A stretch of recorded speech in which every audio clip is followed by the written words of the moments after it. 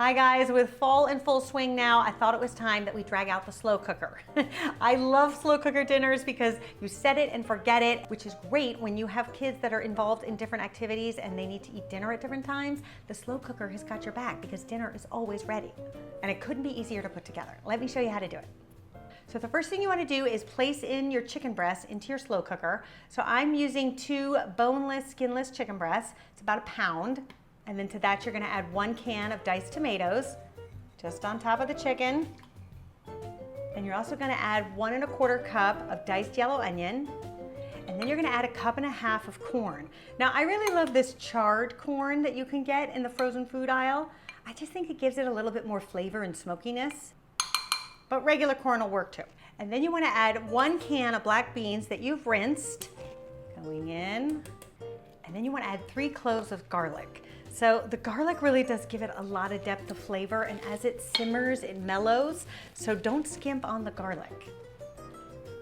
Then I also like to add about 1/4 cup of tomato paste. I find that this adds a lot of richness to the soup, so in it goes. You can just kind of eyeball 4 tablespoons. Doesn't have to be an exact science, somewhere around there.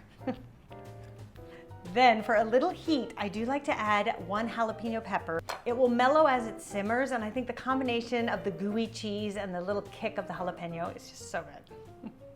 Okay, now for the spices. I really like to add my own spice blend rather than buy the pre-made spice blend because you really can control the types of flavors. And for me, I think the best combination is 1.5 teaspoons of ground cumin, 2 teaspoons of smoked paprika. I like the smoked because it gives you that really nice smoky, earthy flavor, and 2 teaspoons of dried oregano, and 1 teaspoon of salt, and some freshly cracked pepper. And then the last thing we're gonna do is add 4 cups of chicken broth. So I'm just using regular chicken broth. I wouldn't use like the low sodium broth because you end up losing a lot of flavor, so just go for the plain old chicken broth, just all over the top. The only thing left to do is just give it a stir because you want to make sure that all of those vegetables and spices and the tomato paste, that it's all combined. And then also just make sure that the chicken is submerged in the broth and the sauce.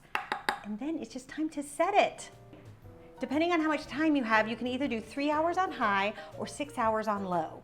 So if I'm really ahead of the game, I'll usually do 6 hours on low, because I think there's something really nice about it just simmering at a very low temperature. But if I'm in a rush, 3 hours on high works just as well.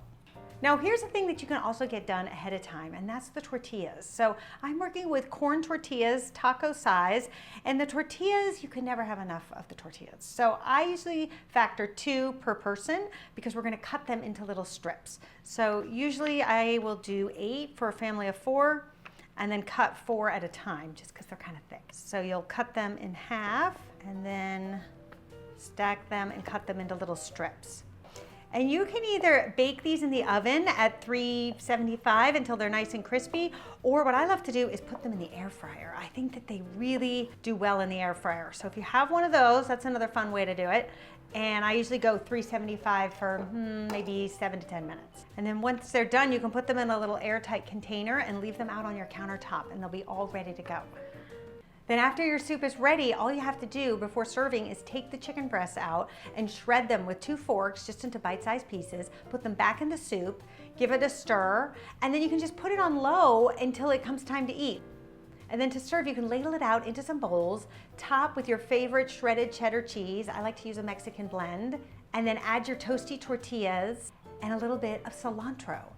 And you will have one hearty, delicious, filling meal that everybody will love. I hope you guys give this one a try and let me know what you think, and I'll see you back here next time for another quick and easy recipe. Until then, bye.